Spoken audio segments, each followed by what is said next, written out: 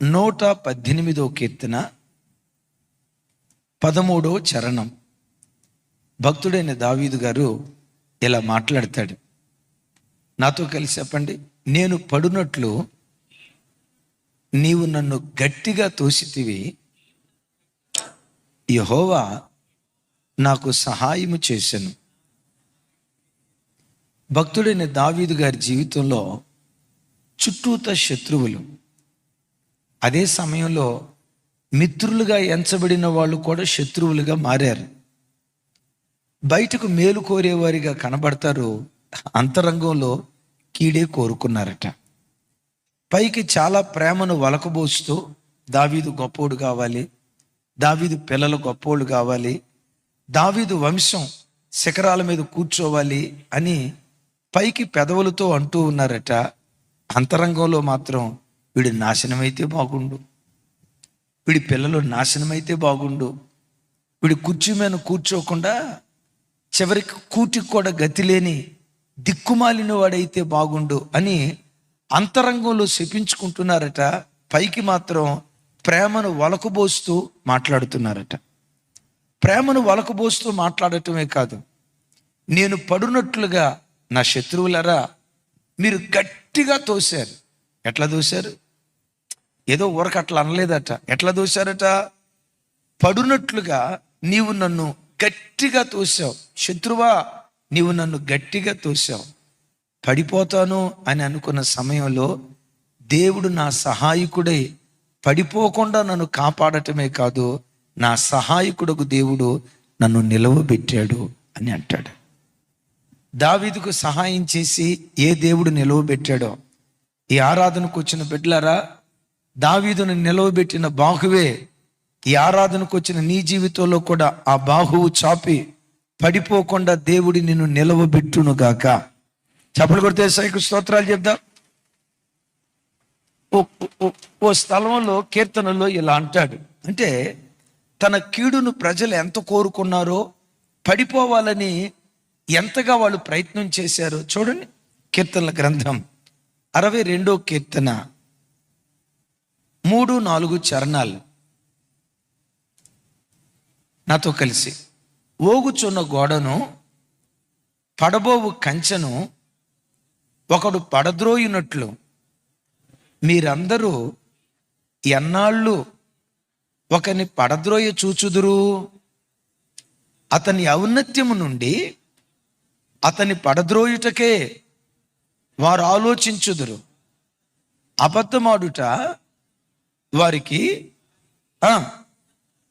వారు తమ నోటితో శుభవచనములు పలుకుచు అంతరంగములో దూషింతురు. నోటితో ఏం పలుకుతున్నారట? దేవుడు నిన్ను దీవించుగాక అనుకున్నా మామేనని, కానీ లోపల మాత్రం వాళ్ళకి ఎట్టుందో తెలుసా? వీడు నాశనం అయితే బాగుండు, వీళ్ళ పిల్లలు గొప్పోళ్ళు కుదురుగాక అనుకోండి సార్, కానీ లోపల మాత్రం వీళ్ళ పిల్లలు అంతకంతకు పతనమైతే ఎంత బాగుండో కదా.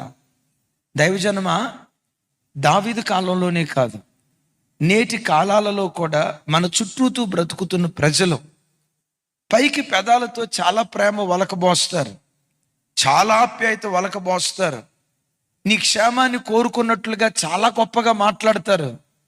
బయటికి వెళ్ళిన తర్వాత చాటున అంతరంగంలో నీ నాశనాన్ని, నీ పతనాన్ని కోరుకుంటూ వీడు పడిపోతే బాగుండు, వీళ్ళ పిల్లలు పతనమైపోతే బాగుండు, వీళ్ళ వ్యాపారాలు చితికిపోతే బాగుండని నీ చుట్టూతో ఉన్న వ్యక్తులు నీ నాశనాన్ని కోరుకుంటూ వీడెప్పుడు నాశనం అవుతాడా అని ఎదురు చూసే సమాజం మధ్య బ్రతుకుతున్నారా? నిజమే. సమాజం పరిస్థితి ఏంటంటే, ఒకడిని ఎప్పుడు పడగొడదామా అని చూస్తారు. వీడు పడిపోవాలి అని పడిపోవటానికి చాలా ప్రయత్నాలు చేస్తారు. పడిపోయిన వాడిని లేవనెత్తటానికి 10 మంది పోగయ్యేది ఎప్పుడో తెలుసా? చచ్చిపోయిన తర్వాత సమాధిలో పెడతారు చూసారా? ఆ సమాధిని ఎత్తటానికి మాత్రం బాబోయ్ గుంపులు గుంపులుగా నేను మోస్తా, నా భుజం మీద పెట్టుకుంటా, అనండి, నా భుజం మీద పెట్టుకుంటా. ఎప్పుడు పైకి ఎత్తుతారు? బతికున్న దినాలంతా పడద్రోస్తారా? బతికున్న దినాలంతా ఇది పతనం అయితే బాగుండు అని పతనాన్ని కోరుకుంటారా? అదే అదే విచిత్రమో తెలీదు. చచ్చిన తర్వాత సమాధిలో పెట్టిన తర్వాత నేను లేపుతా, నేను మోస్తా, నేను లేపుతా, నేను మోస్తా.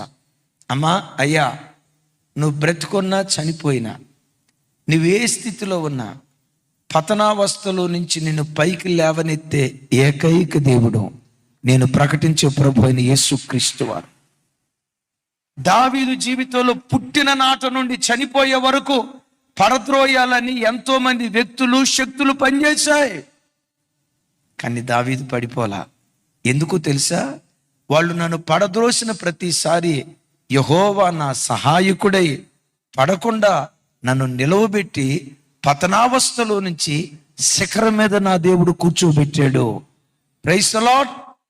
దావీదుకు ఏ దేవుడు సహాయం చేశాడో ఈ పునరుద్ధానపు ఆరాధనకు వచ్చిన అయ్యా, అమ్మా, నీ చుట్టూత కొలదోసే వ్యక్తులేమో, నీ చుట్టూత నీ నాశనాన్ని కోరుకునే వ్యక్తులేమో, నీ చుట్టూత వీడెప్పుడు ఓడిపోతాడా చూద్దాం, వీడెప్పుడు పడిపోతాడా పండగ చేసుకుందాం, ఇలాంటి వ్యక్తుల మధ్యలో ఒకవేళ నువ్వు బ్రతుకుతూ, దేవా, వాళ్ళు పడద్రోయాలని ప్రయత్నిస్తున్నారు, వీళ్ళు కొలదోయాలని చూస్తున్నారు, నా బ్రతుకేమైపోతుందో. ఒకవేళ ఆ స్థితిలో ఎవరైనా వస్తే ఒక ప్రార్థన చేయండి. దావీదుకు సహాయం చేసేవుగా, పడిపోకుండా కాపాడేవుగా. పడిపోకుండా కాపాడటం మాత్రమే కదా, పడిపోకుండా కాపాడటం మాత్రమే కాదు, దావీదుని నిలవబెట్టేవుగా. దావీదుకు సహాయం చేసిన దేవుడే ఈ ఆరాధనకు వచ్చిన మనకు, మన ఒక్కొక్కరికి దేవుడు సహాయం చెయ్యునుగాక. కొంతమంది బుద్ధులు ఉంటాయి. విచిత్రం తెలుసా? ఎప్పుడైనా బ్రతుకున్న చేపలను కానీ బ్రతుకున్న కొన్నిటిని ఎక్స్పోర్ట్ చేసేటప్పుడు ప్రతిదానికి తప్పకుండా మూత పెడతారు. మూత. ఇప్పుడు బతుకున్న చేపలు అమెరికా పంపించాలి, ఒక డ్రమ్ములో వేశారు. ఆ డ్రమ్ముకు మూత పెడతారా బెటరా? ఎందుకు? అది ఎగిరి ఎగిరి బయటపడే అవకాశం ఉంటుంది. విచిత్రం తెలుసా? చేపలకు మూత పెడతారు, కప్పలకు మూతలు పెడతారు, పీతలకు మాత్రం మూతలు పెట్టరు. పీతలు అనండి, పీతలకు మూతలు పెట్టరు. ఎందుకో చెప్పంటారా? ఒక పీత పైకి రాబోతా ఉంటే కింద ఉన్న పీత మామూలుగా ఉంటుందా? మామూలుగా ఉంటుందా? ఎక్కడికి రా నువ్వు వెళ్ళేదని కాలు పట్టుకుని కిందకి లాగుతుంది. అది టపేలు పైన పడిన తర్వాత పడింది మౌనుగా ఉంటుందా?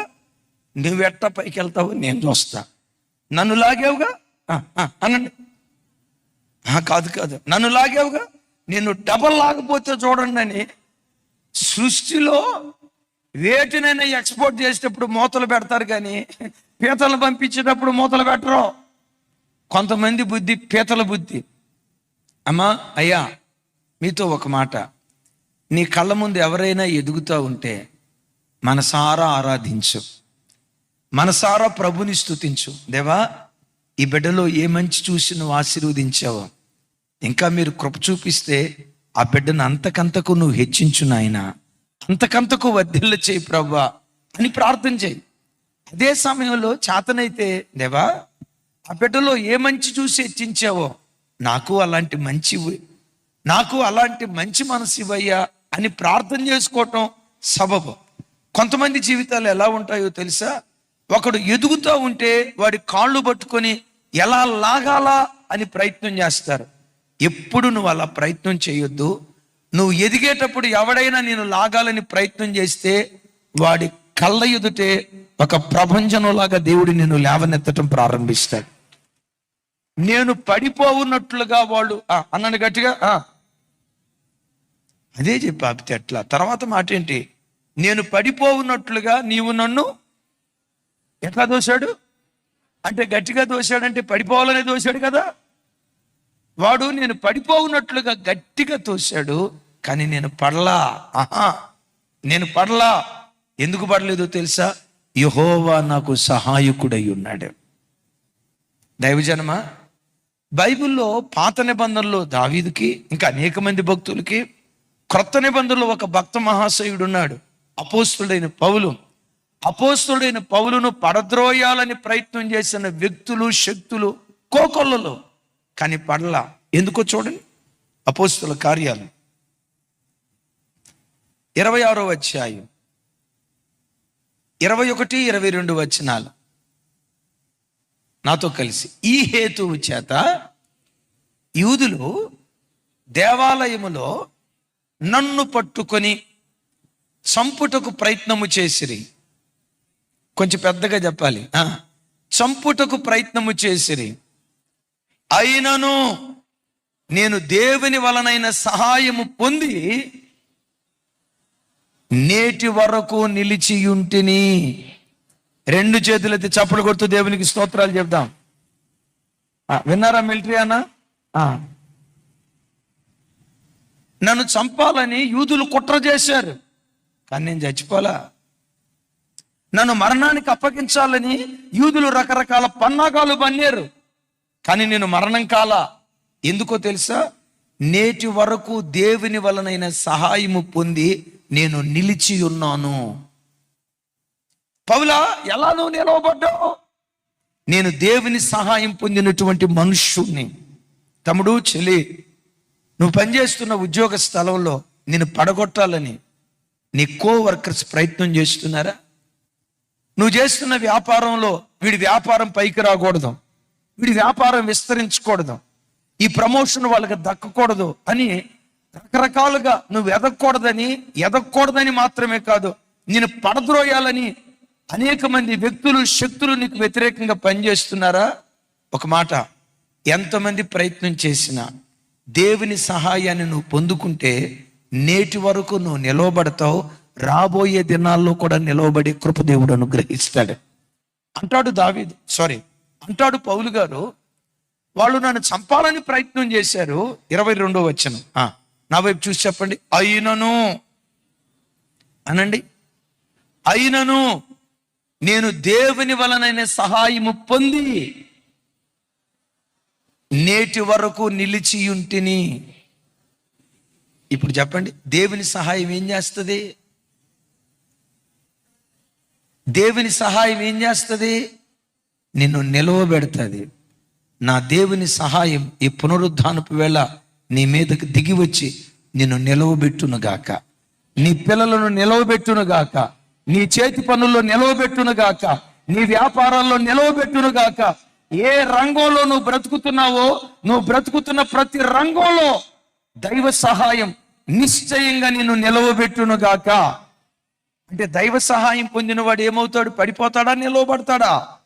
ఇంకోసారి, దైవ సహాయం పొందిన వాడు నిలవబడతాడా, పడిపోతాడా?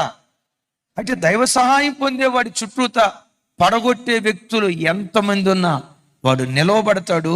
అనేకులను నిలవబెట్టే ఒక శక్తిగా మార్చబడతాడు. అయితే ఒక మాట, దావీదుకు దేవుడు ఎందుకు సహాయం చేశాడు? దావీదులో దేవుడు ఏం చూశాడు? దేవుడు జెర్మియాని నాకు సహాయం చేయాలంటే, దావీదు దేవుడు ఈ వాక్యం వింటున్న మన ఒక్కొక్కరికి ఆయన సహాయం చేయాలంటే మనం ఎలా బ్రతకాలి? 89వ కీర్తన చూడండి, 19వ వచనం.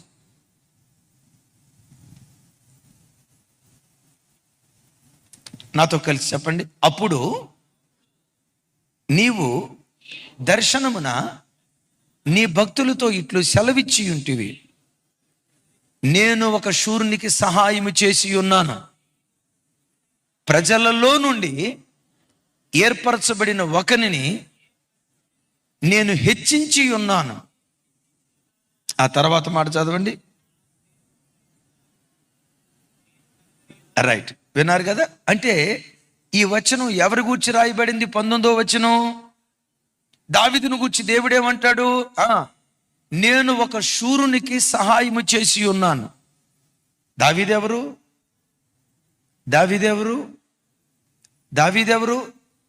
దావీదును గూర్చి దేవుడిస్తున్న స్టేట్మెంట్, దావీదు శూరుడు, ఆ శూరునికి నేను సహాయం చేశా. తమ్ముడు, చెల్లి, దేవుడు ఈ పునరుద్ధానపు వేళ మన అందరినీ చూస్తున్నాడు. దావీదులో శూరత్వాన్ని చూసి సహాయం చేశాడే, ఆ శూరత్వాన్ని గనక దేవుడు నీలో చూడగలిగితే, దావీదుకి ఏ దేవుడు సహాయం చేశాడో అదే దేవుడు నీకును సహాయము చేయునుగాక.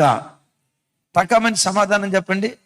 దావీదుకు దేవుడు సహాయం చేయటానికి దావీదులో దేవుడు ఏం చూశాడు?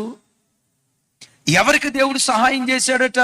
నేను దావీదుకు సహాయం చేశాను అని అల్లా ఏమంటాడు?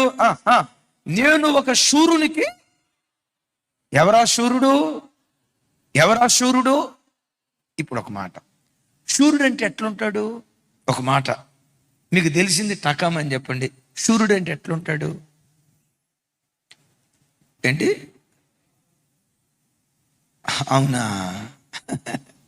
ఏంటి బాగా ఎత్తు బాగా లావు ఉంటాడా? ఒక పిల్లోడు ఈ తమ్ముడు చెప్పినట్టుగానే అంత ఎత్తున్నాడు, 120 కిలోలు బరువు ఉన్నాడు. ఏమన్నాడు తెలుసా? అన్నయ్య ఒంట్లో అస్సలు ఓపిక లేదు అన్నయ్య, కొంచెం ఒంటికి బలం వచ్చేటట్టు ప్రార్థన చేయండి అన్నయ్య. అందరూ మనోని పట్టుకొని బలవంతుడు అంటున్నారు. ఈ బలవంతుడు ఏమంటున్నాడు తెలుసా? నేను బలహీనుడు అంటున్నాడు. దైవజనమా, శూరత్వం అనేది శరీర దారుఢ్యాన్ని బట్టి వాడబడిన పదం కాదు, పర్సనాలిటీని బట్టి వాడబడిన పదం కాదు. మీకు తెలుసా, దావీదు 17 సంవత్సరాల వయసులో, 17 సంవత్సరాల లోపు వయసులో ఉన్నప్పుడే ఏమని పేరు పొందాడో తెలుసా? బహుశూరుడు అనే పేరు పొందాడు. వినండి, ఏమని పేరు పొందాడు అంటే, ఇప్పుడు తమ్ముడు శూరుడు అంటే బాగా ఎత్తుంటారు అన్నావు కదా, అంతే కదా? మరి 17 సంవత్సరాల వయసులో ఉన్నవాడు ఎంత ఎత్తుంటాడు? బాగా ఎత్తుంటాడా? నిన్ను అడగటం నా తప్పు నాయన. 17 సంవత్సరాల పిల్లలు ఎవరైనా ఒకసారి చేతుల పైకి ఎత్తండి. 17 అన్నా, 70 కాదు, వెనక గురించి చేయి పైకి ఎత్తుతున్నారు. 70 కాదు, 17.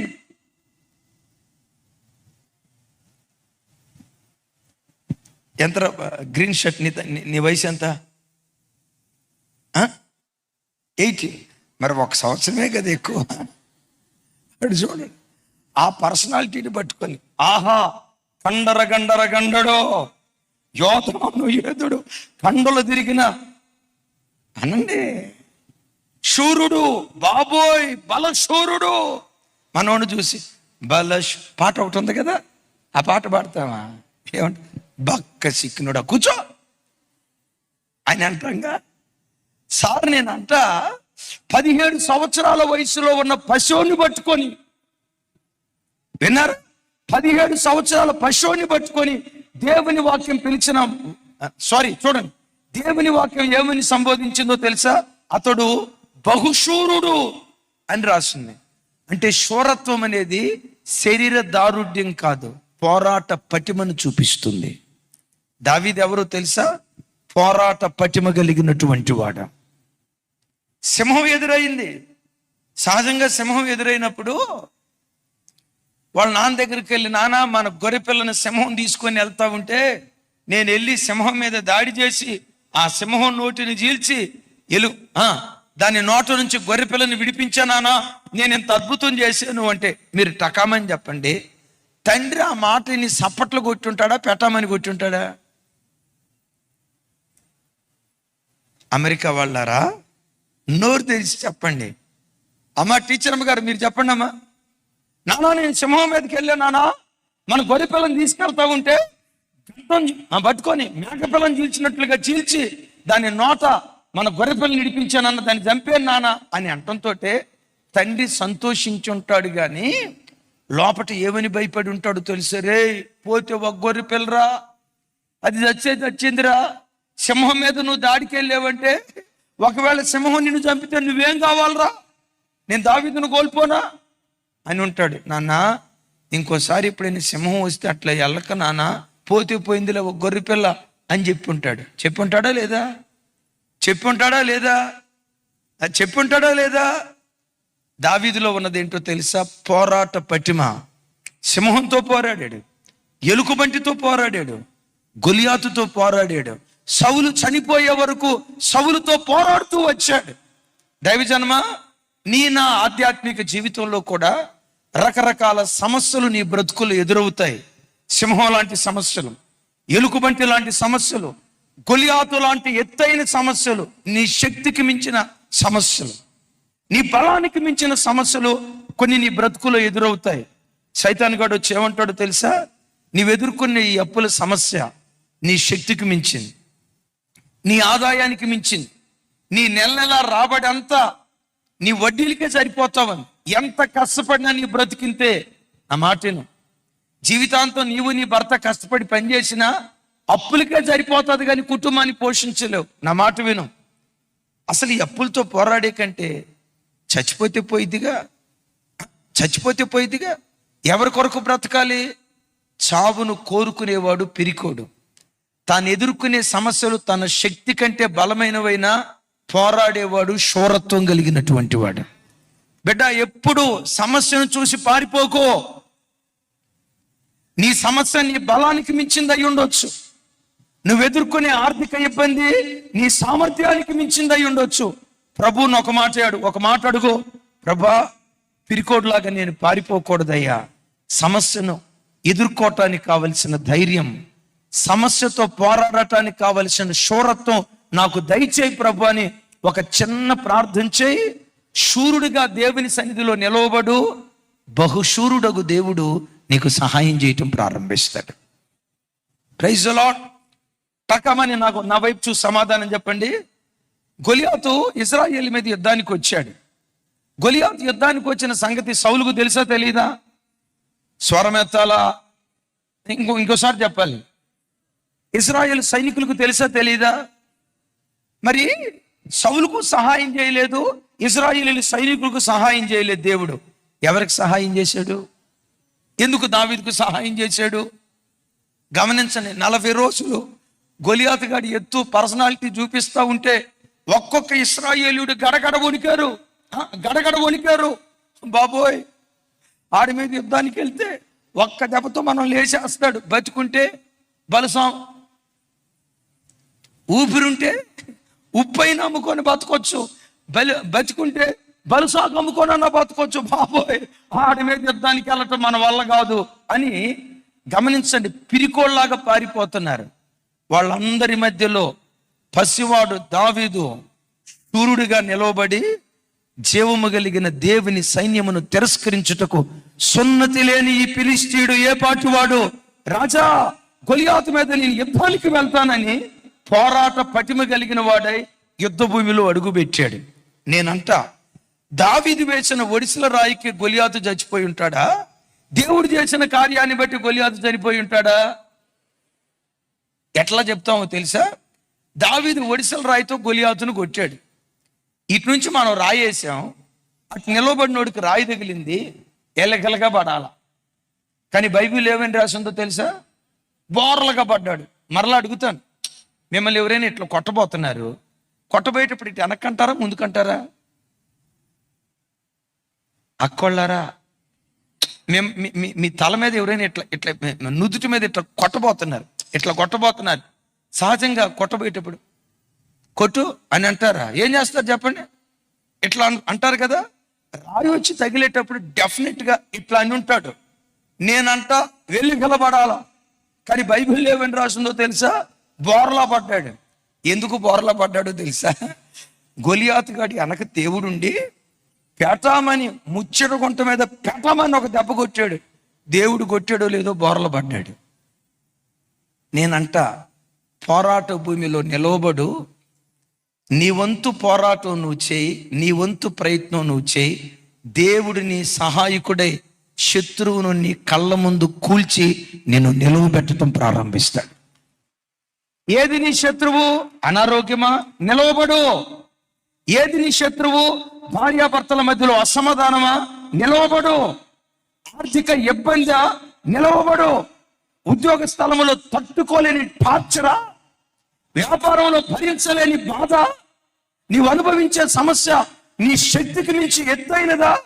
పిరికోడ్లాగా పారిపోకు. ప్రభా, ఏదో ఒక రోజు నన్ను గెలిపిస్తావని నాకు తెలుసయ్యా. ఏదో ఒక రోజు నా తల పైకెత్తుతావని నాకు తెలుసయ్యా.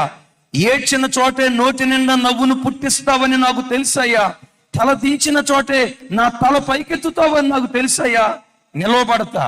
ఏ రోజుకైనా నన్ను గెలిపిస్తావని పోరాట భూమిలో నిలవబడు. పడగొట్టాలని లోకమంతా ప్రయత్నం చేసిన నిలవబెట్టే దేవుడు నీ ప్రక్కన నిలవబడి నిశ్చయంగా నిన్ను నిలవబెట్టును గాక. బ్రతుకు చెప్తాం ఆమేన్. ఎప్పుడు సమస్యలను చూసి పారిపోవద్దు, చచ్చిపోవాలని అనుకోవద్దు. రోజు తమ్ముడు బాలు పంపించాను చూడు, రైట్. ఓ తల్లి పుట్టుకతో గుడ్డిది కాదు, కానీ ఒక 6 నెలలు 8 నెలలు 8 వారాలు ఏదో ఒక తెలియని జ్వరం వచ్చింది. పుట్టినప్పుడు కళ్ళు బాగానే ఉన్నాయి. ఆ వచ్చిన ఇన్ఫెక్షన్ బట్టి 2 కళ్ళు కోల్పోయింది. అంటే ఒక రకంగా చెప్పాలంటే పుట్టినప్పటి నుంచి, ఓ మాటలో చెప్పాలంటే గుడ్డి ఆవిడ. అద్భుతం తెలుసా? ఆ గుడ్డి ఆవిడ దరిదాపుగా 8,000 క్రైస్తవ పాటలు రాసింది. 8,000 క్రైస్తవ పాటలు. ఆ తల్లి రాసిన పాటలతో ప్రపంచ దేశాలు ఆధ్యాత్మికంగా ఉర్రూతులుగాయి. పుట్టుగుడ్డిది. ఎప్పుడు తన బ్రతుకు నిందించుకోవాలా. అందరూ బాగానే ఉన్నారు, నన్నే దేవుడు ఎందుకు గుడ్డిదాన్ని చేశారు, నా కళ్ళే ఎందుకు పోయినాయి, నా బ్రతుకులోనే ఎందుకు ఇట్లా జరిగింది, నా దేవుడు నాకు అన్యాయం చేశాడు అని తన జీవిత కాలంలో చూపించరు బాబు. తన జీవిత కాలంలో ఒక్కసారి కూడా దేవుని నిందించలేదట. కొన్నిసార్లు చూడండి, దేవుడు అవయవాలన్నీ మనకిచ్చిన కొంతమంది నల్లగా ఉన్నారనుకోండి, నన్ను ఎందుకు దేవుడు ఎర్రగా పుట్టించలా, దేవుడు నాకు అన్యాయం చేసి, నలుపుగా పుట్టించినందుకు దేవుడు అన్యాయం చేశాడంట. అసలు నేనంట, నలుపులో ఉన్న అందం ప్రపంచంలో దేనిలో ఉంటుందండి? ఏం అట్లా నవ్వుకుంటారు? అసలు నేనంట, నలుపులో ఉన్న అందం ప్రపంచంలో దేనిలో ఉంటుందండి? తారు రోడ్డు ఎట్లా ఉంటుంది చెప్పండి, కొంచెం పెద్దగా, ఎర్రగానా? దేవుడిని నెర్రగా పుట్టించాడా, నల్లగా పుట్టించాడా, పొట్టిగా పుట్టించాడా, పొడుగ్గా పుట్టించాడా, సన్నగా పుట్టించాడా, లావుగా పుట్టించాడా? ఒక్క నిమిషం కూడా ఆలోచించుకో. దేవుడు నిన్ను ఏ స్థితిలో పుట్టించాడో ఆ స్థితిని బట్టి నువ్వు అతిశయపడుదువుగాక. పెద్దగా ఆమేన్. కొంతమంది అక్కోళ్ళు జుట్టు జానడే ఉండటాన్ని బట్టి ఆ అక్క జుట్టు మున్సిపాలిటీ సీపీ అంత లావు, అంత పొడుగుంది. నా జుట్టు, దేవుడు నాకు అన్యాయం చేశాడు. జుట్టు దగ్గర దేవుడు అండి అక్కల్స్, జుట్టు దగ్గర అన్యాయం చేశాడట. నమ్ముతారా మరి? ఆ తమ్ముడు ఈ ఆరాధనకు వచ్చాడో, వాడు ఇంజనీరింగ్ 2nd ఇయర్ వరకు కాలేజీలో టాపర్ అట. 3rd ఇయర్ వచ్చినప్పటి నుంచి చదువుకోవట్లేదట. ఏమిరా చదువుకోవట్లేదంటే, మమ్మీ నా వెంట్రుకలన్నీ ఊడిపోతున్నాయి మమ్మీ, నాకు బట్టతలు వస్తే నన్ను ఊరు పెళ్లి చేసుకుంటారు మమ్మీ, నాకు బట్టతలు వస్తే నన్ను ఊరు పెళ్లి చేసుకుంటారు మమ్మీ అని. అయ్యా వాడు ఏడుస్తున్నాడయ్యా. ఎక్కడున్నాడమ్మా కొడుకు అన్నాను. అదిగో పక్కనే ఉన్నాడు కదా అయ్యా అన్న. ఆడును చూస్తే తల నిండా జుట్టు ఒత్తుగా ఉంది. ఒరే జుట్టు ఒత్తుగా ఉందరు కదరా అంటే అంటాడు, మన తల దూకునేటప్పుడు 3 ఎంటుకలు ఊడిపోయినాయన్న. ఆ తమ్ముడు వస్తే అబద్ధం ఆడకుండా చేయొద్దండి, ఏ సర్వీస్కి వచ్చాడో మరి. ఒకవేళ వాళ్ళ అమ్మ వస్తే, ఒకసారి వినండి, అది తల నిండా జుట్టు ఎంత ఒత్తుగా ఉందంటే అంత ఒత్తుగా ఉంది. ఒరే జుట్టు ఒత్తుగా ఉంది కదరా, ఎందుకు చదువుకోవట్లేదు అన్న. మన తల దూకున్నప్పుడు 3 ఎంటుకలు ఊడిపోయినాయి అన్న, అంతకుముందు తల దూకున్నప్పుడు 5 ఎంటుకలు ఊడిపోయినాయి అన్న అంటాడు. ఈరోజు ఆదివారం చర్చికి వచ్చేటప్పుడు కూడా, అరే ఆ జుట్టు ఉంటే ఎంత, పోతే ఎంత, ఆ 4 ఎంటుకలు ఉంటే ఎంత, పోతే ఎంత, నువ్వు నల్లగా ఉంటే ఎంత, ఎర్రగా ఉంటే ఎంత, నీ ముక్కు కోటేరు ముక్కు అంటే, నీ ముక్కు కోటేరు ముక్కు అయితే ఎంత, తప్పిడి ముక్కు అయితే ఎంత. నేనంట, దేవుడు నీకు ఏ రూపాన్ని ఇచ్చాడో దాన్ని బట్టే నువ్వు స్తుతించుదువుగాక. గమనించు, ప్రభా నన్ను ఏ స్థితిలో నువ్వు పుట్టించినా నన్ను నిలవబెడతావయ్యని పోరాడటం ప్రారంభించు. విజేతగా దేవుడు నిన్ను నిలవబెట్టును గాక. బ్రతుక చెప్తాం ఆమేన్. దరిదాపుగా 8,000 పాటలకు పైగా రాసింది. ప్రపంచ క్రైస్తవ చరిత్రలో ఫ్యానీ క్రాన్సీ, ఆ తల్లి పేరు ఫ్యానీ క్రాన్సీ, 8,000 క్రైస్తవ పాటలు రాస్తే, ఒకరోజు మనలాంటి భక్తి కలిగిన సమూహం ఆ తల్లి దగ్గరికి వెళ్ళి, అమ్మా దేవుడు నేను పుట్టుకతోనే గుడ్డిదానికే దేవుడు పుట్టించాడు కదా, ఈ విషయాన్ని బట్టి నువ్వెప్పుడైనా దేవుని నువ్వు నిందించావా అంటే ఆ తల్లి ఏమందో తెలుసా? యేసయ్యకు దేవుడు నా పట్ల చేసిన ఉపకారాలలో ఒకవేళ కృతజ్ఞతలు తెలియచేయాల్సి వస్తే నేను మొట్టమొదటి దేని కృతజ్ఞతలు తెలియచేస్తానో తెలుసా? నన్ను గుడ్డిదానిగా పుట్టించినందుకు నీకు కృతజ్ఞతలయ్యా. ఒకళ్ళు కూడా ఆమేనల్లా. మన కళ్ళు బాగానే ఉన్నాయి కదా అనండి. ఏముంది? నన్ను గుడ్డిదానిగా పుట్టించినందుకు దేవునికి ప్రతిదినం కృతజ్ఞతలు తెలియచేస్తున్నానయ్యా అని చెప్పి శరీర సంబంధమైన నేత్రాలు మూయబడ్డాయేమో కానీ నా మనోనేత్రాలు దేవుడు తెరిచి యేసే నిజదేవుడని తెలుసుకోగలిగే గొప్ప కృప దేవుడు నాకు ఇచ్చాడయ్యా. నేను దైవము కాని వాటిని పట్టుకొని దేవుడు అల్లా, నిర్దేవులను పట్టుకొని దేవుడు అల్లా. ప్రపంచంలో ఎంతో మంది ప్రజలు దైవము కాని వాటిని పట్టుకొని దేవుడు అంటున్నారు, నిర్దేవులను పట్టుకొని దేవుడు అంటున్నారు. కళ్ళుండి ప్రజలు గుడ్డోళ్ళు అయితే, నేను కళ్ళు లేకపోయినా నా మనోనేత్రాలు తెరవబడటాన్ని బట్టి యేసే నిజదేవుడని గ్రహించగలిగే కృప దేవుడు నాకు అనుగ్రహించాడు. హల్లెలూయా. అవును, లోకం ఎంత గుడ్డితనం ఉందో తెలుసా? ఆ రోజుల్లో మీకు చెప్పాను, కొరింథీ పట్టణంలో తూర్పు భాగాన ఎత్తైన ఒక కొండ ఉండేది. ఆ కొండ పై భాగాన కామదేవత అని ఒక దేవత ఉండేది. ఆ కామదేవత ఆలయం చుట్టూత 2000 వేశ్యాగృహాలు. విన్నారా?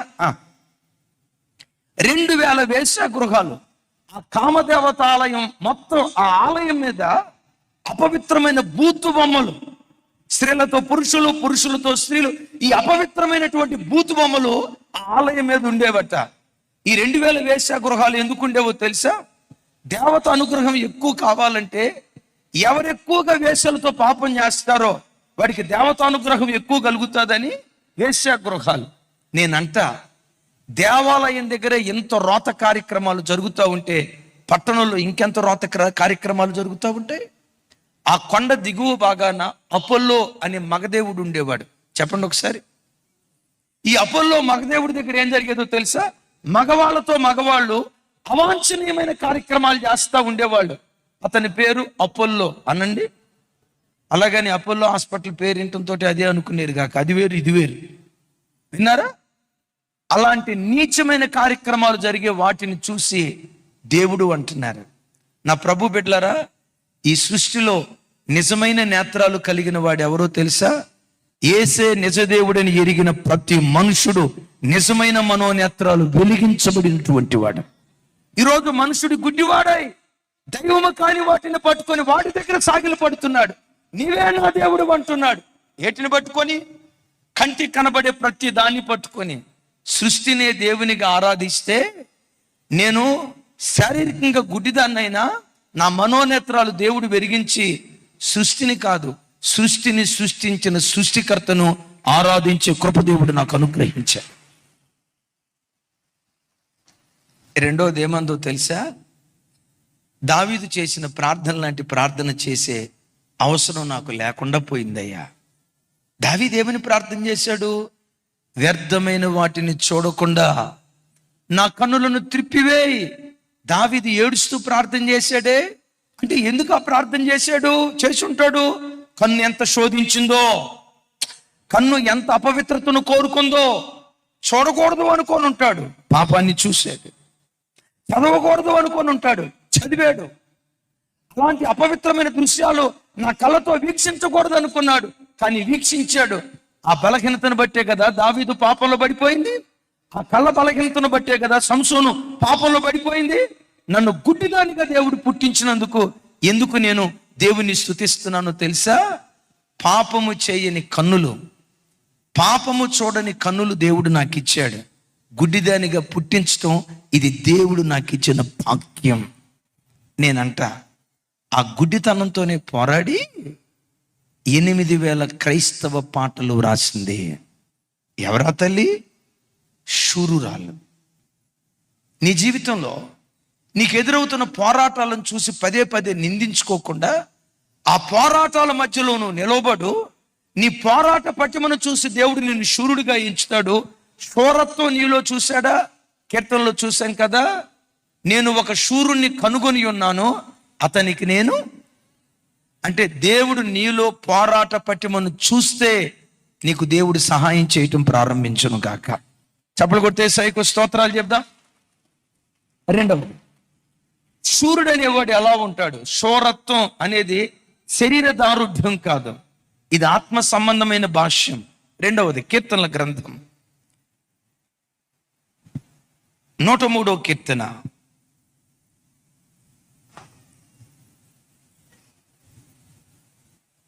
20వ చరణం.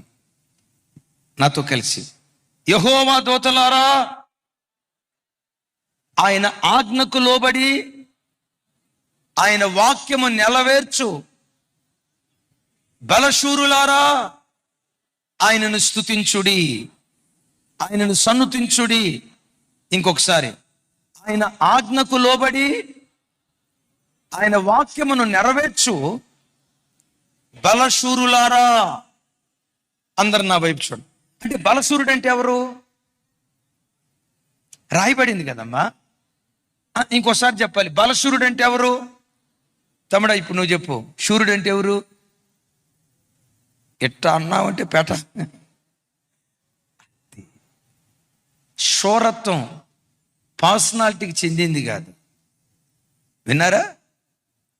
ఎత్తు లావుకు సంబంధించింది కాదు, అది క్యారెక్టర్కి సంబంధించింది. బలశూరుడు ఎవరు?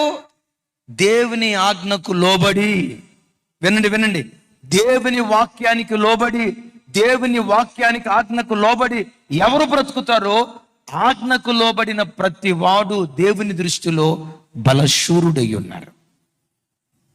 ఇప్పుడు వాక్యానికి లోబడకుండా జరిగే పోరాటం ఏంటి?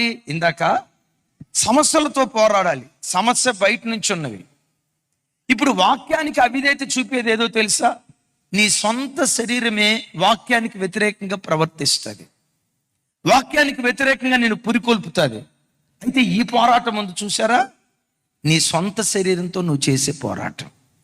యేసయ్యకి మహిమ కలుగును గాక. దేవుని వాక్యానికి లోబడి, వాక్యం ఎలా చెప్పింది నేను ఇలాగే బ్రతుకుతా, విన్నారా? దేవుని వాక్యం ఎలా బ్రతకమంది నేను ఇలాగే జీవిస్తా. వినండి వినండి, దేవుని వాక్యం ఎలా నడవమంది నేను ఇలాగే నడుస్తా అని వాక్యానికి నువ్వు విధేయత చూపిస్తే నేను దేవుడు ఏమంటాడు తెలుసా? శూరురాలు అంటాడు. శూరత్వం నీలో చూశాడా? పరగొట్టాలని లోకమంతా ప్రయత్నం చేసిన శూరురాలైన నీకు బలశూరుడుకు దేవుడు నీకు సహాయం చేయటం ప్రారంభిస్తాడు. నేనంట, దేవుడే నీ సహాయకుడైతే నువ్వు సాధించలేని, ఛేదించలేని విజయం ప్రపంచంలో ఏదైనా ఉందా నీకు? దేవుడే నీ సహాయకుడైతే, ఇట్లా చెప్తే మీకు అర్థం కాదు కానీ మీకు అర్థమయ్యే భాషలో చెప్తా. వడ్డించేవాడు మనోడైతే బంతిలో ఏ మూలను కూర్చున్న మొక్కలన్నీ మనయ్యే. ఏ మొక్కలో? సొరకాయ మొక్కలు కాదు, దోసకాయ మొక్కలు కాదు, ఆ మొక్కలు మన ఒంటికి అసలు పడవాయా? రే అఖిల్, నీకు అసలు పడదు. వినండి, దోసకాయ మొక్కలు, సొరకాయ మొక్కలు మన ఒంటికి పడతాయా? విచిత్రం. కొంతమంది చెప్పే మాటలు ఎంత విచిత్రంగా ఉంటాయి అంటే, అన్నయ్య నాకు ఆకుకూరలు తింటే అరగట్లేదు అన్నయ్య. విన్నారా? కొంతమంది చెప్పే మాటలు మీరు నవ్వినట్లుగా నవ్వాలో ఏడవాలో నాకు అర్థం కాదు. నేను అడిగా, తమ్ముడా ఏం చెప్పావు, ఇంకోసారి చెప్పు. అదేంటో అన్నయ్య, నాన్ వెజ్ తింటేనే నాకు అరుగుతుంది అన్నయ్య. నాకు డౌటు, ఆ పేగుల్లో ఏదో స్పెషల్ ఉండి ఉంటుంది. ఎవడైనా ఆకుకూరలు తింటే అరుగుతాయి అంటాడు. కొంతమంది చెప్పే మాట సరే వినండి. వడ్డించేవాడు మనోడైతే బంతిలో ఏ మూలను కూర్చున్న మొక్కలని మనయ్య అంటారు కదా. ఆ వడ్డించేవాడు దేవుడు. దేవుడే నీ వాడైతే, దేవుడే నీ సహాయకుడైతే నువ్వు సాధించలేని, ఛేదించలేని విజయం ఏదైనా నీ బ్రతుకులో ఉంటుందా? నీ మీద చెలరేగిన ప్రతి శత్రువు నీ పాదాల ఎదుట సాగిలపడేటట్లుగా దేవుడు కార్యం చేస్తాడు. అయితే నీవేమై ఉండాలో తెలుసా? శూరురాలివై ఉండాలి. అనండి గట్టిగా, ఆ శూరత్వం చూపిస్తాను అలా అనండి. అన్న ఊపిరిపోయినోళ్ళలాగా అసలు నీకు మిలిటరీలో ఉద్యోగం ఇచ్చింది ఎవరే అన్న? మరి మిలిటరీ పవర్స్ని చూపిస్తానా అలా? ఎవరు సూర్యుడు? దేవుని వాక్యానికి లోబడేవాడు సూర్యుడు. దావీదు ఎవరో తెలుసా? బయటలో శత్రువులను చంపినోడే కాదు, లోపటున్న శత్రువును కూడా చంపినోడు. దరిదాపుగా 23 పర్యాయాలు సౌలు దావీదు మీద హత్యాయత్నం చేశాడు. ఎన్ని పర్యాయాలు? 23 పర్యాయాలు హత్యాయత్నం చేసినా దేవుడు తప్పించుకుంటా వచ్చాడు. నేనంట ఇన్నిసార్లు హత్యాయత్నం చేసిన సౌలును దావీదు ఎందుకు చంపలేదు? చంపలేక కాదు, యెహోవా చేత అభిషేకించబడిన వాడిని అనాలి నోరు తెరిచి, ముట్టకూడదు అన్న ఆ ఒక్క వాక్యం. దేవుని దూతలారా, యెహోవా ఆజ్ఞకు లోబడు బలశూరులారా అని అన్నాడే, దేవుని వాక్యం అడ్డుగా వచ్చింది. నేనంట గొలియాతును చంపిన దావీదుకు సౌలు ఎంత? ఆ సౌలు గొలియాతును చంపలేక గడగడ వణికింది. సౌలు చంపలేని గొలియాతును దావీదు చంపాడే. అలాంటి దావీదు సౌలును అవలేలగా చంపగలడు. కానీ ఎందుకు చంపలేదో తెలుసా? చంపకపోవటం కాదు, మొట్టను కూడా ముట్టడానికి ఇష్టపడలా. ఒకనొక సందర్భంలో దావీదును చంపుదామని వెతికి అల్లంత దూరాన అలసిపోయి గాఢ నిద్రలోకి వెళ్ళాడు. మధ్యరాత్రి దావీదుకు ఆ సంగతి తెలిసి తన మేనల్లులతో కలిసి అక్కడికి వచ్చాడు. మేనల్లులు ఏమన్నారు తెలుసా? మామయ్య, ఈటి మనం తెచ్చుకోవాల్సిన అవసరంలా, సౌలు తలగడ పక్కనే ఈట ఉంది. సౌలు తలగడ పక్కనే ఈట ఎందుకు ఉందో తెలుసా? నీకోసమే దేవుడు ముందుగానే సిద్ధపరిచాడు. హల్లెలూయా.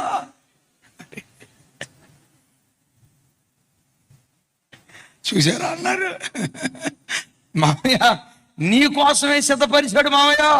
ఆ ఈటి కూడా చూడు నిలవబెట్టే ఉంది మామయ్య. ఒక్కసారి ఈటి తీసుకొని ఒక పోటు పొడిచాయి. రేయ్, నేను అట్లా చేయనురా, తప్పు. మామయ్య నువ్వు పడవా? నువ్వు అడి తిరిగి కళ్ళు మూసుకో, మేమే చేస్తాం మామయ్య. నీ చేతికి అనండి, నీ చేతికి అదే మీకు తెలిసిన మాటలే. నీ చేతికి మట్టి అంటకుండా మేము చేయాల్సిందంతా చేస్తాం మామయ్య. నువ్వు అడి తిరిగి కళ్ళు తీసుకో, అడి తిరిగి కళ్ళు మూసుకో. ఏమన్నాడు తెలుసా? యెహోవా చేత అభిషేకించబడిన వాడిని ముట్టకూడదు అని వాక్యంలో రాయబడింది. చంపటం కాదు, ముట్టటమే పాపమైతే చంపటం ఇంకెంత ఘోరమైన పాపమో కదా. నేను ముట్టను. నేనంట ఎంత సువర్ణ అవకాశం ఒక వ్యక్తికి వస్తే పోగొట్టుకుంటాడా? ఓ మాట, యోసేపుకు సువర్ణ అవకాశం వచ్చింది. పొరుగువాడి భార్య, రా నాతో పాపం చేయి, మానవ భాషలో చెప్తాను. కానీ అంటాడు, పొరుగువాడి భార్యను ముట్టటం నా దేవుని వాక్యానికి విరుద్ధం, ముట్టకూడదు. ముట్టలా. తమ్ముడు, చెల్లి, నీ జీవితంలో కూడా కొన్ని ముట్టే ఉంటాయి, కొన్ని ముట్టకూడని ఉంటాయి. నీ శరీరం రేపుతుంది. నీ శరీరంలో కోరికలు గుర్రాల్లాగా రంకెలేయటం ప్రారంభిస్తాయి. శరీరం కోరుకున్నట్లుగా ప్రవర్తించకుండా నా వాక్యం ఇలా బ్రతకమని చెప్పింది, నేను ఇలాగే బ్రతుకుతానని వాక్యానికి సాక్షిగా నిలవబడు. ఆ వాక్యమే నీ ప్రక్కన నిలవబడి నీ పక్షాన యుద్ధాలు చేయటం ప్రారంభిస్తుంది. గట్టిగా చెప్తా, మామా ఫోన్ తీసుకున్నావు, ఎస్, యూట్యూబ్లో దేవుని వాక్యం విను, దేవుని వాక్యం చదువుకో, సెల్ ఫోన్లో వాక్యానుసారమైనవి చూడు, వాక్యానుసారమైన వాటిని చేతితో ముట్టుకో. అది చూసే పరంపరలో కొన్ని నీచమైనవి, కొన్ని జుగుప్సాకరమైనవి నీ ఫోన్లో కనపడతాయి. రెప్పపాటు కాలమైన వాటిని చూడటానికి నువ్వు ఇష్టపడక, అసలు ఆ బొమ్మలను తాకటానికి నీ చేతులు రాకుండా, వ్యర్థమైన వాటిని పొరపాటు నేను చూడను, నా దేవుని వాక్యం ముట్టొద్దు అన్నదాన్ని ముట్టను, నా దేవుని వాక్యం మాట్లాడొద్దు అన్నదాన్ని నేను మాట్లాడను, నా దేవుని వాక్యం చూడొద్దు అన్నదాన్ని నేను చూడనని వాక్యానికి సాక్షిగా నువ్వు నిలవబడు. ఖరీదైన మాట చెప్తాను, వాక్యానికి సాక్షిగా నేను నిలవబడు. ఏ వాక్యానికి సాక్షిగా నిలవబడ్డావో ఆ వాక్యమే నేను నిలవబెట్టడం ప్రారంభిస్తుంది. నీ శత్రువులను నేలకు కూల్చి శత్రువు ఎదుట దేవుడు నిన్ను నిలవబెట్టును గాక. చప్పలు కొట్టేసాయికు స్తోత్రాలు చెప్తాం. అవును, ఒకసారి చూడండి. మట్టితో, బంగారంతో, కర్రతో చేయబడిన దేనికి దేవుని ప్రజలు సాగిలు పడకూడదు. మనుషుల చేతులతో తయారు చేసిన వేటికి సాగిలు పడకూడదు. ఇది వాక్యం. నెబుకద్నెజరు 60 మూరల ఎత్తు కలిగిన తన ప్రతిమను చేయించి, ఇదిగో వీటికి మొక్కండి, మొక్కని వాడు అగ్నిగుండంలో వేయబడతాడు అని అన్నారు. చాలామంది మొక్కారు, వెళ్ళిపోయారు. షడ్రక్, కొంచెం గట్టిగా, మొక్కల పక్కంటోళ్ళు ఏమన్నారు తెలుసా? పెద్ద భక్తుడు బయలుదేరి వచ్చాడు. మాకు లేని దేవుడా మీకు? పై నుంచి వచ్చింది. ఇదే ఎక్స్ట్రాలంటే భక్తి ఉండాలి, కానీ అంత అతి భక్తి ఉండకూడదు. సొసైటీలో బతుకుతున్నాం, ఏ ఎండక గొడుగు కట్టాల. సొసైటీలో బతుకుతున్నాం, ఏ ఎండక గొడుగు పట్టాలా? ఏ ఎండక గొడుగు పట్టాలా? కాంప్రమైజ్ అయిపోవాలా? మేము ఏసై పిల్లలం, దేవుని పిల్లలం, ఆడి దగ్గరికి అని అంటే ఎట్లా? అరే, సొసైటీ మారుతుంది, మనం కూడా మారిపోవాలా? అయినా మన యేసు ప్రభు ఎవరురా? క్షమించుటకు సిద్ధమైన మనసు కలిగిన దేవుడు కదా.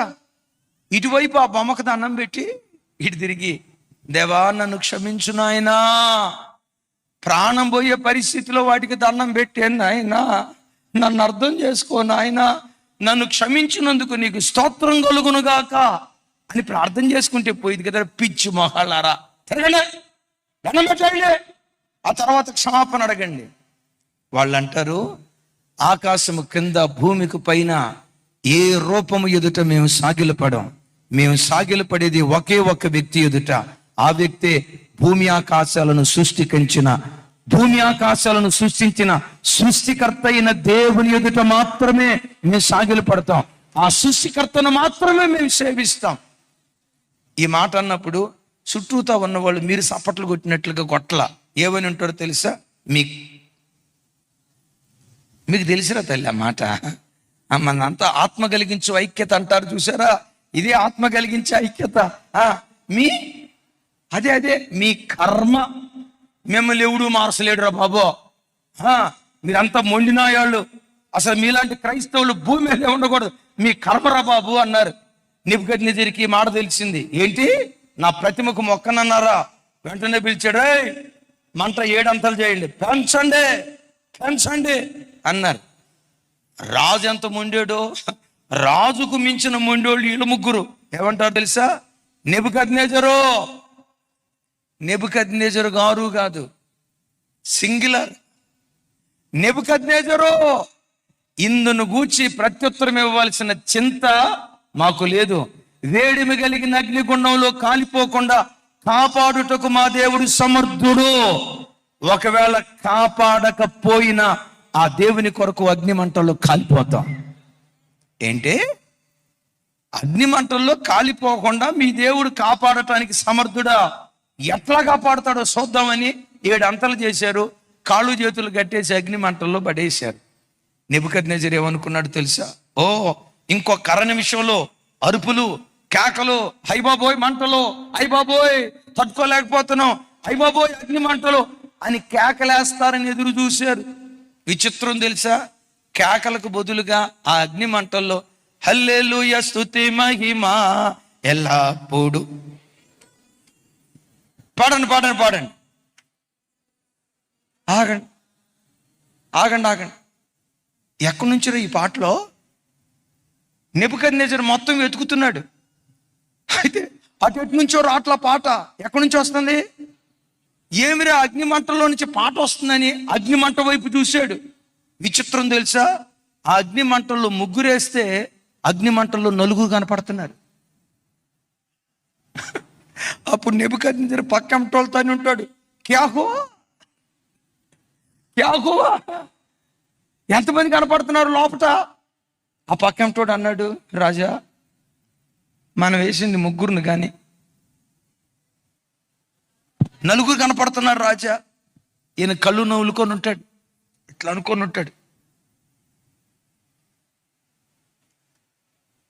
నలుగురు కనపడుతున్నారు. పక్కంటోడు అంటాడు, నాలుగో వాడు దేవదూతల రూపాన్ని పోలినటువంటి వాడు. ఆ నాలుగో వాడు ఎవరో తెలుసా? ఏ వాక్యానికి సాక్షిగా నిలవబడ్డారో ఆ వాక్యమే కృపాసత్య సంపూర్ణునిగా అగ్ని మంటల్లోకి దిగి వచ్చి అగ్ని వాసన అంటకుండా దేవుడే వాళ్ళను కాపాడుతూ వచ్చాడు. బిడ్డ, వాక్యానికి లోబడు. వాక్యం ఎలా బ్రతకమందో అలా బ్రతుకు. ఏది ముట్టొద్దందో ముట్టుకో, ఏది తాకొద్దందో తాక్కో. వాక్యానికి సాక్షిగా నిలవబడు. ఈ రోజు కాకపోతే రేపు, రేపు కాకపోతే ఏ రోజుకైనా నువ్వు పట్టుకున్న వాక్యమే నిన్ను నిలవబెట్టును గాక. చప్పలు కొట్టే సైకో స్తోత్రాలు చెప్దాం. రాజశేఖర రాయ్ గారు ఎప్పుడు ఈ మాట అంటారు, తమ్ముడు, ఈ భూమి మీద చాలా పరిచర్యలు ఉన్నాయి. కొన్ని పరిచర్యలు స్వస్థత ద్వారా పైకి వచ్చినవి ఉన్నాయి, కొన్ని పరిచర్యలు మ్యూజిక్ ద్వారా పైకి వచ్చినవి ఉన్నాయి, కొన్ని పరిచర్యలు పాటల ద్వారా పైకి వచ్చినవి ఉన్నాయి. దేవుని కృప, దేవుడు మనకిచ్చిన ఇమాన్యుయల్ మినిస్ట్రీస్ వాక్యం ద్వారా పైకి వచ్చినటువంటి పరిచర్య. ఇలాంటి పరిచర్యలు కొన్ని ఉన్నాయి.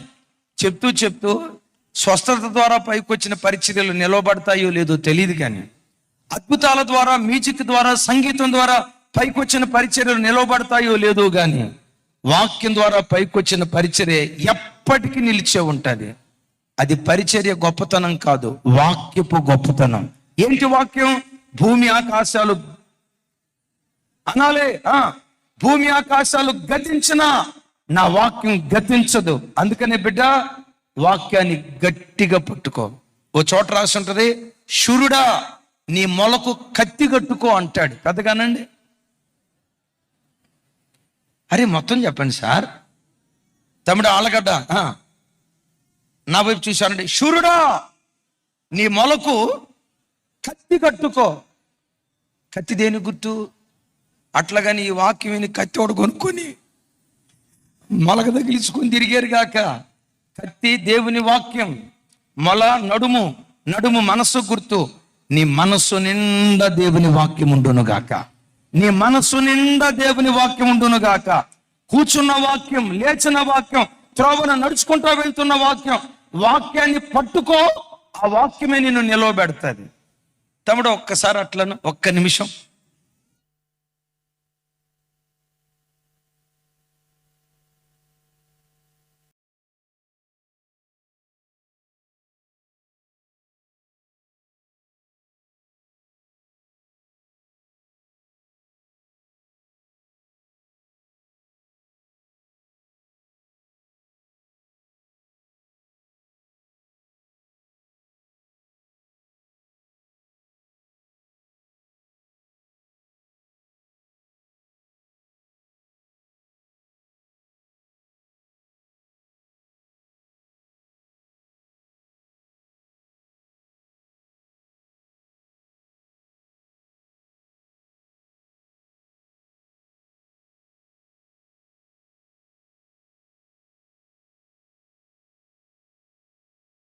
ఆరో నెల 6వ రోజు అన్నప్రాసనం చేయాలి. ఎప్పుడు?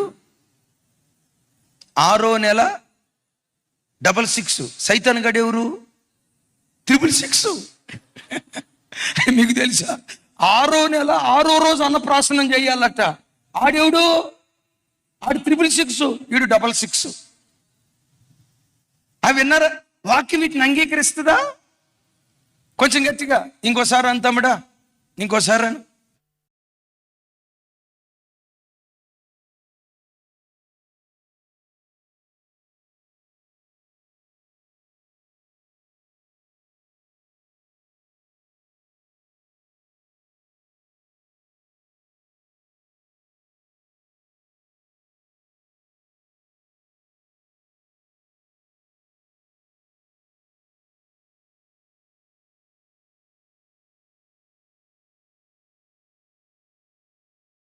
యెహోవా పట్టణమును కాపాడని యెడల కావలి వారు మేల్కొనటం వ్యర్థం. నీ పిల్లలను కాపాడేది దిష్టి బొమ్మ కాదు, నీ దేవుడు. నీ భర్తను కాపాడేది నువ్వు మెల్లో కట్టుకున్న అది కాదు, నీ దేవుడు కాపాడటం ప్రారంభిస్తాడు. అందుకనే ఎప్పుడు ప్రతి సమయంలో దేని ముందు పెట్టుకుందాం? కొంచెం గట్టిగా దేని ముందు పెట్టుకుందాం? అయ్యో పెద్దగా చెప్పాలి.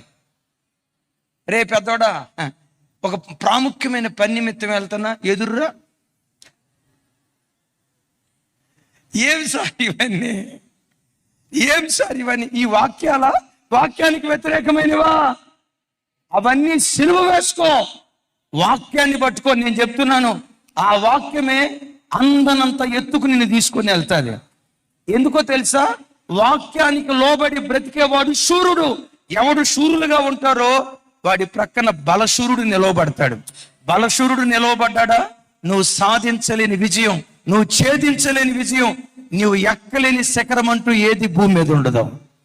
ఏది పట్టుకుందాం చెప్పండి? రైట్. పోరాట పటిమ కలిగిన వాడు శూరుడు, ఆజ్ఞకు లోబడేవాడు శూరుడు. మూడవది నేను ముగించబోతున్నాను, బాధ్యతలు మోసేవాడు శూరుడు. చెప్పండి కొంచెం గట్టిగా. జస్ట్ రెఫరెన్స్లు చెప్తాను, సమయం అయిపోయింది. రైట్. పరమగీతాలు 3వ అధ్యాయం 7వ వచనం. 3వ అధ్యాయం 7వ వచనం.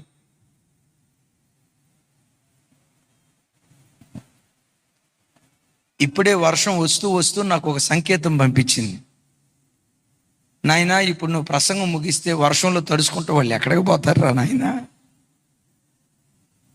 నా మాటిని ఇంకొక గంట సేపు చెప్పరా బాబు అని పో. ఆమెనన్నారు. నిజమేనా? నిజమేనా తమ్ముడా సత్తుపల్లి? నిజమేనా? సరే, అట్లయితే గంటన్నర చెప్తా వినండి. ఒక్క 5-10 నిమిషాలు. రైట్. పరమగీతాలు 3:7 నాతో కలిసి చెప్పండి. ఇదిగో సొలొమోను పల్లకి వచ్చుచున్నది, 60 మంది శూరులు దాని పరివారము. రైట్. మొదటి దినవృత్తాంతాలు 15వ అధ్యాయం 25వ వచనం నుంచి 27వ వచనం వరకు.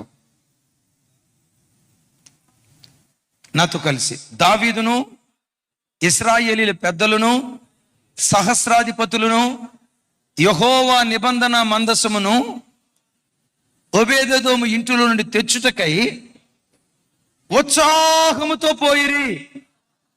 ఉత్సాహంగా చెప్పండి సార్.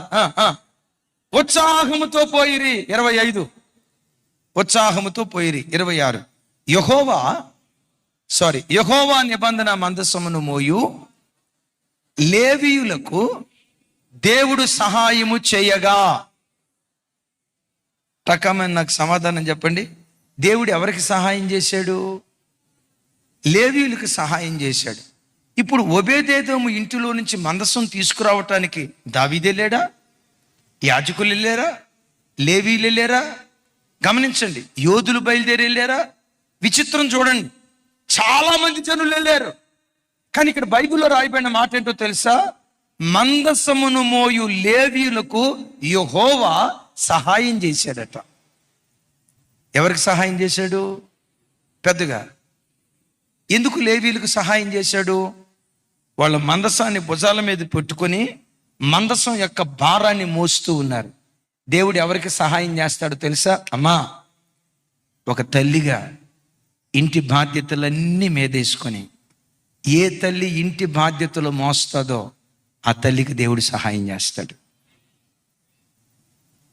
పిల్లలు వచ్చి మమ్మీ ఆకలి, మమ్మీ ఆకలి, మమ్మీ ఆకలి, మమ్మీ ఆకలి, మమ్మీ ఆకలి, మమ్మీ ఆకలి, మమ్మీ ఆకలి. ఐగుప్తులో కూడా మమ్మీలు ఉన్నాయి. ఏనండి, అట్లాంటి మమ్మీ అయిందనుకోండి. మమ్మీ ఏది కొడుకు వచ్చి మమ్మీ ఆకలి, మమ్మీ ఆకలి, మమ్మీ ఆకలి, మమ్మీ ఆకలి అని ఎన్నిసార్లు అన్నా. ఐగుప్తులో ఉంటాయి కదా మమ్మీలు, చచ్చిపోయిన శవాలు. అట్లా అమ్మ విన్నట్టుగా ఆలకించినట్టుగా, కళ్ళుండి చూడలేని కబోది, చెవులుండి వినలేని ఆ బ్యాచ్కి నువ్వు ఉన్నావు అనుకో, వెంటనే ఫోన్ తీసుకొని హలో స్విగ్గీ, హలో జొమాటో. ఎప్పుడో ఆరోగ్యం బాగాల, నిజమే. దేవుడు నీకు పిల్లల్ని ఇచ్చాడు, నీ చేతులతో వంట చేయటం నీకు రాదా? అంత ఓపిక నీకు లేదా? దేవుడు నీకు ఒక మంచి భర్తనిచ్చాడు, కష్టపడి సంపాదించే భర్తనిచ్చాడు.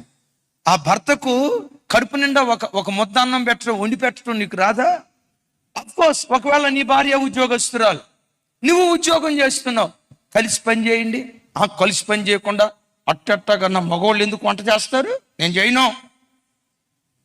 బ్రదర్స్, ఓ బ్రదర్స్, నా వైపు చూడు. మేము మగవాళ్ళం, ఆ జమానా పోయిందిరా నాయన. అది పట్టుకొని నేను మగవాడిని అని అన్నావంటే నువ్వు అనుకోవటమే, అక్కడ జరిగేది ఏమి లేదు. ఒక విచిత్రం చెప్పమంటారా? మీరు ఏమనుకోనంటే చెప్తా. చెప్పమంటారా? మీరు ఏమనుకుంటే నాకెందుకు, అనుకోకపోతే నాకెందుకు. నేను చెప్పేది చెప్తా. కుటుంబం ఎట్టాడితే తెలుసా? భార్య అంట భయపడుతున్నట్టుగా నటించి భయపెట్టిద్దంట. విన్నారా? భయపడుతున్నట్టుగా నటించి మనోడికి వణుకు పుట్టించింది. పైకి మాత్రం ఏమండి, అట్లాగేనండి, ఏమండి ఏమండి ఏమండి అని వణుకుతానే ఉంటుంది. పైకి మనోడికి మాత్రం వణికిస్తానే ఉంటుంది. భయపడుతున్నట్టుగా నటించి భయపెట్టిద్దంట భర్త.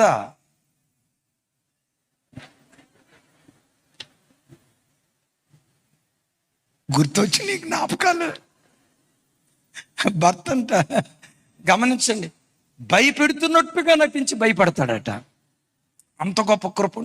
సరే, ఎట్లయినా ఉండని, వ్యవస్థ కట్టబడింది, దేవునికి స్తోత్రం కలుగును గాక. అయితే ఒకటి గమనించండి, ఒక భర్తగా, ఒక తండ్రిగా బాధ్యతలు ఎప్పుడు మోయటానికి నువ్వు సిద్ధంగా ఉండవు. నేను అతిశయానికి చెప్పట్లా. తమ్ముడా, ఊరి పేరేంటి? నవీన్, రైట్. చూడండి, బాధ్యతలు నువ్వు ఎంత మోస్తావో, మోసేవాడికే బాధ్యతలు దేవుడు అప్పగిస్తాడు, వాడినే దేవుడు భాగ్యవంతుడిగా చేస్తాడు. పెద్దగా చెప్పండి ఆమేన్. నేను హైదరాబాద్ ఇంజనీరింగ్ చదువుకోవటానికి వచ్చా. ఓ సంవత్సరం చదివిన తర్వాత ఒక కంపెనీలో నాకు ఉద్యోగం వచ్చింది. 2 సంవత్సరాలు ఉద్యోగం చేస్తూ ఉన్నా. 4 సంవత్సరాలు చేశాను. కొంచెం జీతం వచ్చి, కొంచెం చేతి నిండా డబ్బు వచ్చిన తర్వాత క్రిస్మస్ పండగకి ఏం చేశానో తెలుసా? నా దగ్గర ఉన్న డబ్బులతో మా నాన్నకి బట్టలు తీసుకున్నా, మా అమ్మకి బట్టలు తీసుకున్నా, మా అక్కకి బట్టలు తీసుకున్నా, మా అక్క పిల్లలకి బట్టలు తీసుకున్నా, మా అన్నకి బట్టలు తీసుకున్నా, మా పెద్ద తమ్ముడికి తీసుకున్నా, చిన్న తమ్ముడికి తీసుకున్నా. నా దగ్గరకు వచ్చేసరికి డబ్బులు లేవు. నా దగ్గరకు వచ్చేసరికి డబ్బులు లేవు. రేపు క్రిస్మస్ పండుగ, డబ్బులు లేవు. అందరికీ బట్టలు తీసుకున్నాం. ఎవరికి ఏం చేయాలో అది చేసేసా. తెల్లారి క్రిస్మస్. నేను పాత బట్టలే వేసుకున్నా. పెద్ద తమ్ముడు ఊరు వెళ్ళాడు, చిన్న తమ్ముడు నా దగ్గరే ఉన్నాడు. వాడికి ఏదో ట్యూషన్స్ ఉండి ఊరు వెళ్ళాల. ఈ క్రిస్మస్కి చర్చికి వెళ్దామని నేను పాత బట్టలు వేసుకుంటే మా చిన్న తమ్ముడు చూసి, అన్న ఏంటి పాత బట్టలు వేసుకున్నారు, మీరు తీసుకోలేదా? రే, అవన్నీ ఎందుకు, నువ్వు బయలుదేరు, నువ్వు కొత్త బట్టలు వేసుకున్నాం కదా, వేసుకో, కొత్త బట్టలు తీసుకున్నాం కదా, వేసుకో అని అంటే, ఆడేం చేశాడు తెలుసా? కొత్త సొక్కా వేసుకొని నాకు పొడుగైందన్న అన్నాడు. అరే చూడండి సార్, ఏనండి, నాకు పొడుగైందన్నా అని వంగాడు. రే నిలబడు, లేదన్నా పొడుగైందన్నా అన్నాడు. పొడుగైందన్నా అని నేను వేసుకున్నా అన్నాడు. అరే కరెక్ట్గా సరిపోయింది కదా అంటే, నువ్వు పాత చొక్కా వేసుకుంటే నేను ఎట్లా కొత్త చొక్కా వేసుకుంటున్నానా, నేను వేసుకున్నాను అన్నాడు. నేను చెప్తా, నా వయసు చిన్నతనంలోనే నా శక్తి కొలది కుటుంబ బాధ్యతలు మోసుకున్నా, కుటుంబ బాధ్యతలు మోసా. నా దేవుడు నాలో చూసుంటే ఏం చూసుంటాడో. ఎన్నో బలహీనతలు, బుద్ధిహీనతలు నాలో ఉన్నాయి. ఒకవేళ దేవుడు నాలో చూసుంటే చిన్న కుటుంబ బాధ్యతలే ఇంత నమ్మకంగా మోసాడంటే, నా ప్రజలను వీడి చేతికి అప్పగిస్తే ఇంకెంత బాధ్యతతో మోస్తాడో కదా. ఎలాంటి బాధ్యత కలిగిన వాడికి నేను అప్పగిస్తే, కుటుంబాన్ని ఎంత బాధ్యతతో మోసాడంటే, నా కుటుంబాన్ని అప్పగిస్తే, నా పిల్లల్ని అప్పగిస్తే ఇంకెంత బాధ్యతతో మోస్తాడో కదనని ఆ బాధ్యతాయుతమైన మనసు చూసి మందసాన్ని మోసే కృప దేవుడు అనుగ్రహించాడు. తల్లి, చెల్లి, ఒక భర్తగా బాధ్యతమోయి, ఒక భార్యగా బాధ్యతమోయి, తల్లిదండ్రులుగా బాధ్యతలు మోయండి. ఈ బాధ్యతలు మోస్తూ వీటన్నిటికి మించిన బాధ్యత ఏంటో తెలుసా? ప్రతి క్రైస్తవుడు సంఘ భారాన్ని మోసేవాడిగా ఉండాలి. అరే లోకంలో ప్రతివాడు తండ్రి బాధ్యత మోస్తాడు సార్, తల్లి బాధ్యత మోస్తుంది, పిల్లల బాధ్యత, ఈ అన్ని ధర్మాలు చేస్తారు. కానీ క్రైస్తవురాలిగా నీవు చేయాల్సింది ఏంటో తెలుసా? చూడండి, సంఘ భారాన్ని నువ్వు మోసేదానిగా ఉండాలి. సంఘ భారాన్ని మోసే వాళ్ళు ఎలా ఉంటారు? చాలా కాలం క్రితం చెప్పాను. ఒక సిఐ గారి పెండ్లికి నేను వెళ్ళాను. వెళ్ళేటప్పుడు నాతో పాటు పాస్టర్ గారు వస్తా ఇలా అనుకుంటున్నారు, సిఐ గారి కొడుకు పెళ్లి ఏ రేంజ్లో ఉంటుందో, అసలు కనులు పండగగా ఉంటుందేమో, డిస్కో లైట్లు, సీరియల్ లైట్లు, జిగ్జిగల్ లైట్లు అవన్నీ పెట్టుంటారేమో అని వెళ్ళారు. డిస్కో లేవు, సీరియల్ లేవు, మామూలుగా ప్లెయిన్గా జరిగింది. పక్కన ఉంటున్న పాస్టర్ గారు ఒక ఆయన అన్నాడు, సిఐ గారు పిసినారుడు అనుకున్నాం కానీ ఆత్మ కలిగించు ఐక్యత, పిసినారోడు అనుకున్నాం కానీ మరీ ఇంత పిసినారోడు అనుకోవాలా, కొడుకు పెళ్లి చేస్తా ఇంత సింపుల్గా చేశాడంటే. పక్కన ఒక ఆయన అన్నాడు, సీరియల్ లైట్లు, డిస్కో లైట్లు లేకపోయినరా, భోజనాలు మాత్రం అదిరిపోతాయి రా అన్నాడు. భోజనాలు కూర్చున్నారు, భోజనాలు కూడా అదిరిపోవాలా, ప్లేన్గానే ఉన్నాయి. అంటే నాన్ వెజ్ ఉంది, 2-3 వెరైటీలు ఉన్నాయి. కానీ ఈ పాస్టర్ గారు అంటాడు, సిఐ గారు కొడుకు పెండ్లంటే, నా వైపు చూడాలి అందరూ ఒకసారి, సిఐ గారు కొడుకు పెండ్లంటే నా వైపు చూడాలి, ఒక రేంజ్లో ఉంటుంది అనుకున్నాం, మరి ఇంత సింపుల్గా చేశాడంటే. పిసినారోడు అనుకున్నాను కానీ మరీ ఇంత పిసినారోడు అనుకోలేదు అనేసరికి పక్కంటే ఆ సిఐ గారు వెళ్ళే పాస్టర్ గారు ఉండి, ఈ పాస్టర్ గారు ఆ పాస్టర్ గారు కాస్త క్లోజ్గా ఉంటారు. ఆ పాస్టర్ గారు ఉండి ఈ పాస్టర్ గారి తలక మీద పెట్టమని కొట్టి, మా సిఐ గారిని పిసినారోడు అన్నావా, పొరపాటు నూరుకోను, అది పిసినారి కాకపోతే ఏంటయ్యా అంటే అప్పుడు చెప్పాడు, కొడుకు పెండ్లి గ్రాండ్గానే చేయాలనుకున్నాడు. ఈవెంట్ మేనేజర్ దగ్గరికి వెళ్ళాడు, 15 లక్షలు ఖర్చు అవుతుంది అన్నారు. భార్యకు వచ్చి చెప్పాడు. భార్య అంది, ఏమండి, ఒక్క పూట భోగానికి 15 లక్షలు ఖర్చు పెట్టేదానికంటే ఈ సీరియల్ లైట్లకి, డిస్కోలకి, స్టేజ్లకి, ఈ డెకరేషన్కి, ఒక్క పూట భోజనానికి 15 లక్షలు ఖర్చు పెట్టేదానికంటే 5 లక్షల్లో పెళ్లి చేసేద్దామండి. మరి తతిమా 10 లక్షలు ఏం చేద్దాం? మన స్థానిక సంఘ కాపరి గ్రామాల్లో పరిచర్య చేస్తున్నాడు కదా, ఒక్కొక్క చోట మందిరం కడితే 5 లక్షలు అవుతుందని అప్పుడప్పుడు చెప్తారు కదా. ఆ 10 లక్షలతో 2 చోట్ల మందిరాలు కట్టిద్దామండి, 2 చోట్ల మందిరాలు కట్టిద్దామండి. ఫంక్షన్ ఖర్చు పెడితే ఒక పూటతో అయిపోతుంది, మందిరాలు కట్టిస్తే తరతరాలు దేవుని ఆరాధించడం ప్రారంభిస్తారు, పిల్లలు దేవుని ఆరాధించడం ప్రారంభిస్తారు. మనం దేవునికి ఇచ్చే దశభాగం ఇస్తున్నాం, అది వేరు, ఇచ్చే కృతజ్ఞత కానుకిస్తున్నాం, అది వేరు.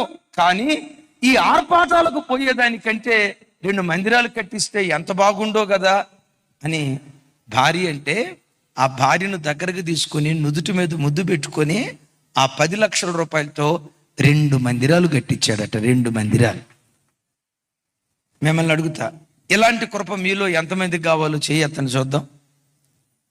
తమ్ముడు వాళ్ళందరూ ఫోటోలు తీయ ఒకసారి, మళ్ళీ దించితే ఎట్లా తల్లి, అమ్మా అత్తాపూర్ రైట్, చేతులు ఎత్తండి. నాకు ఎలాంటి కృప కావాలా? నువ్వు ఎత్తలేదనుకో నువ్వు బాధ్యత మోసేవుడివి కాదని, నువ్వు బాధ్యత మోయలేదనుకో దేవుడు నీకు సహాయం చేయడు. దేవుడు ఎవరిని శూరులుగా ఎంచుతాడో తెలుసా? బాధ్యత మోయటానికి ఎవడు సిద్ధంగా ఉంటాడో వాడు దేవుని దృష్టిలో శూరుడు. ఆ శూరునికి బలశూరుడు సహాయం చేస్తాడు. చేతులెత్తిన మీ అందరి ద్వారా, ఒక్కొక్క కుటుంబం ద్వారా తక్కువలో తక్కువ ఒక 2-3 మందిరాలు దేవుడు కట్టించును గాక. దేవుడు ఆ కృప ఇచ్చినట్టు చప్పలు కొడుతూ స్తోత్రాలు చెప్దాం. రైట్, ఆఖరి మాట. తమ్ముడా మళ్ళా నిన్ను అడుగుతా, బలశూరుడు అంటే ఎట్లుంటాడు?